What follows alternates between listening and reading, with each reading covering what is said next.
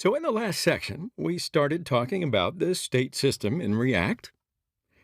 In this video, we're going to start to refactor our app component to make use of state.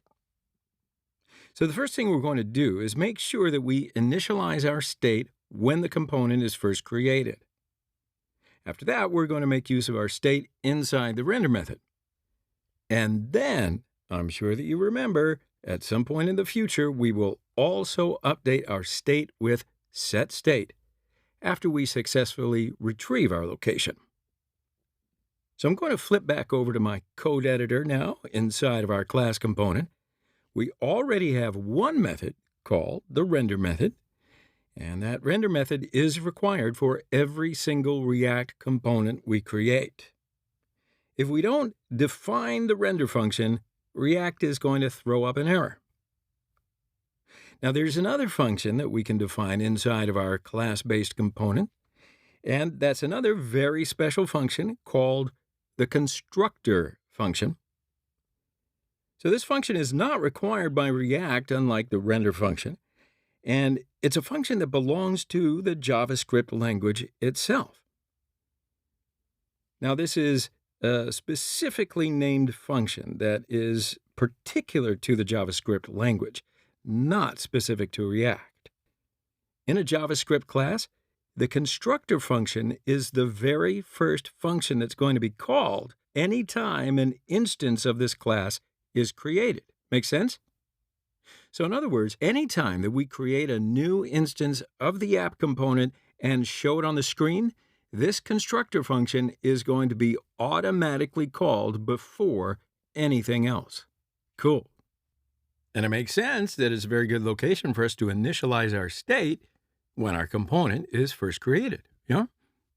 It's not the only way to initialize state, however. I'm going to show you another method of initializing state in just a second, but right now I will stick with this particular way because this is what you're going to see all of the documentation about it, and it shows you this, how to initialize state using this method right here. So I want you to know it before you break it. The rules before you break the rules, that's what I mean. All right. When we define the constructor method, it's going to be automatically called with the props object. It's the same props object that we saw previously with our functional component.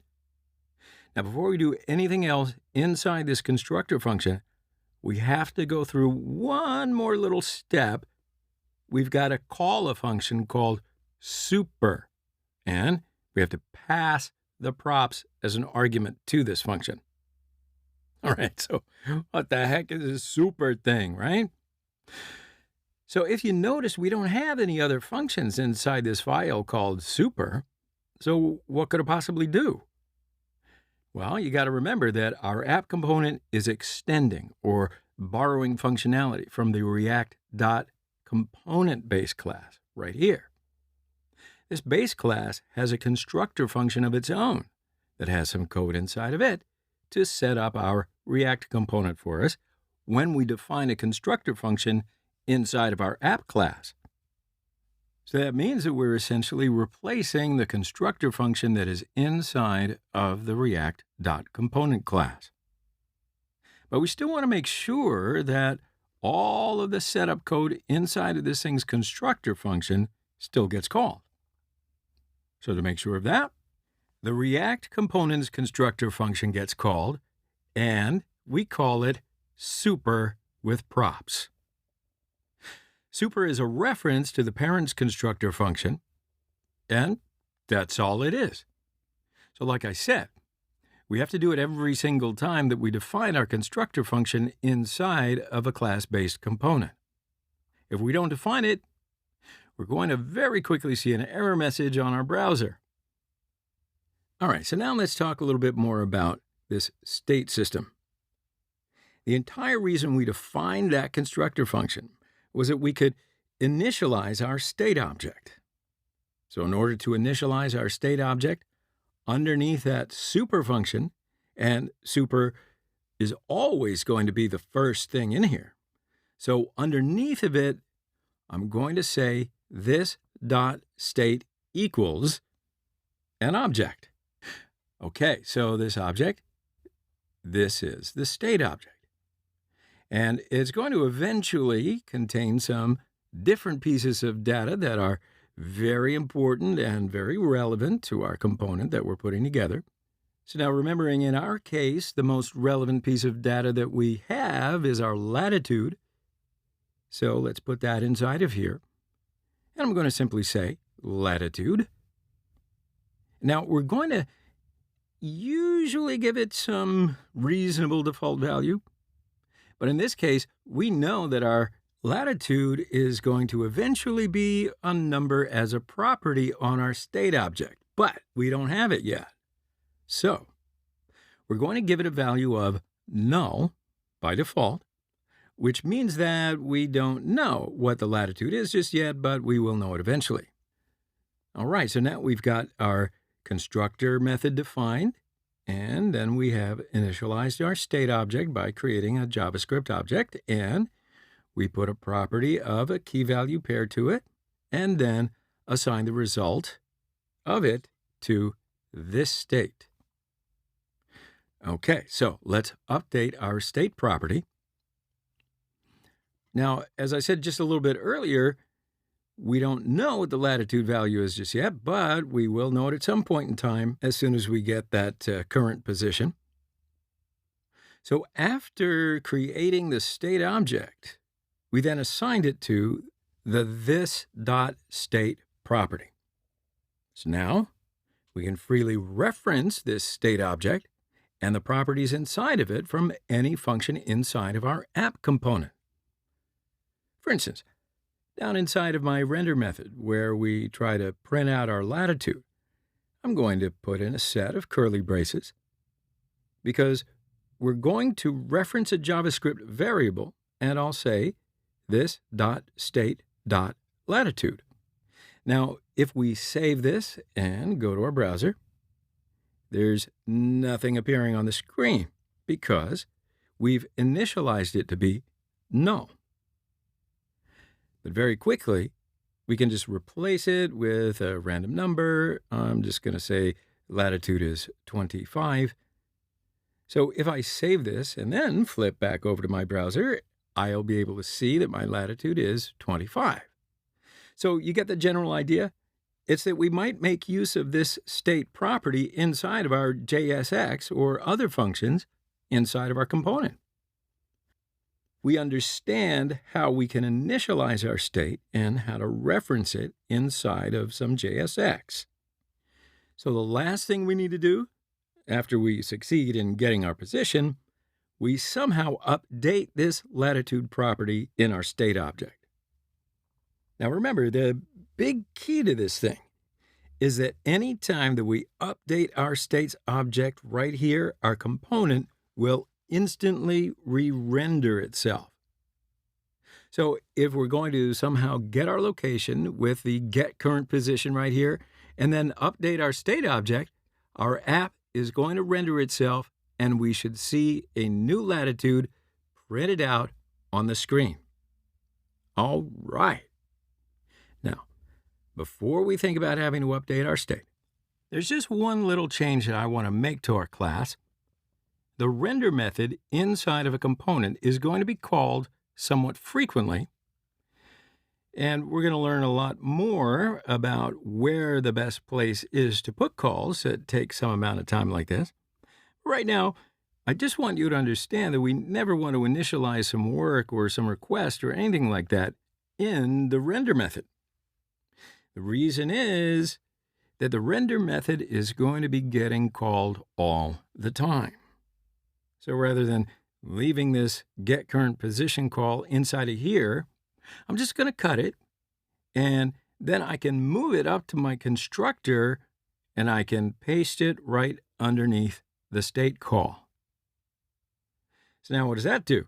It makes sure that when our app component shows up on the screen, we're going to attempt to start to get the user's current location, and then later on, when we call the render method again to update our component, we're not going to accidentally double fetch our current location.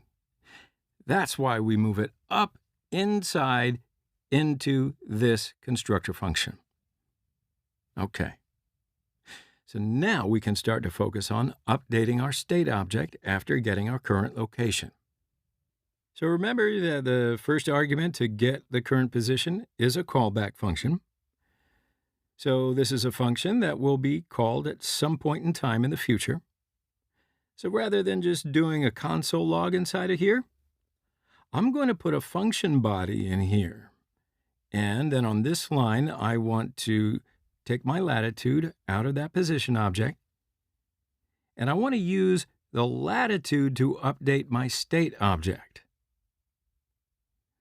Okay, so a quick little reminder. Anytime that we want to update our state object, we're going to always use the function setState. All right, so now let's see. How are we going to update our state object using setState?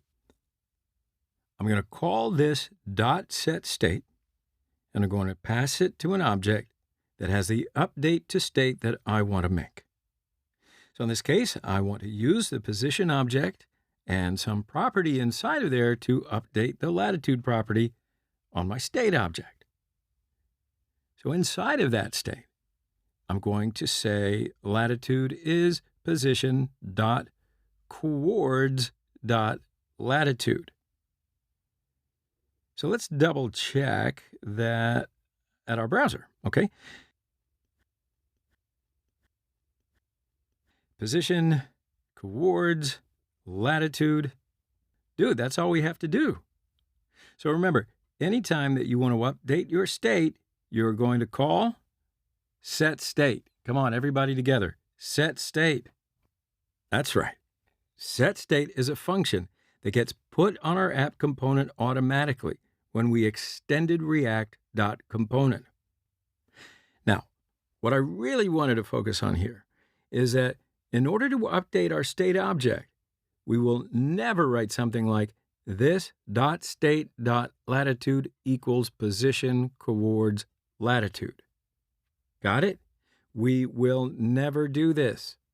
We never want to do a direct assignment to our state object. We can only do a direct assignment inside the this state object. Anytime that we want to change, update, or manipulate our state property, we always are going to call setState as opposed to doing a direct assignment. All right? So I'm going to delete that line right here. So now I'm going to save all this, and I'll flip back over to my browser. And I can see that I get the correct latitude to appear inside of my component. I hope you see that too. So that's it. If you didn't get what happened or you got confused a little bit because I was going a little fast there, don't worry, because we're going to get a ton of opportunities to understand exactly what state is coming up. Now, before we start to write any other code, I do want to show you all flow with a diagram to make sure that you really do understand exactly what happened. All right? Gotta love these diagrams, yes? All right, so I'm going to see you in the next section.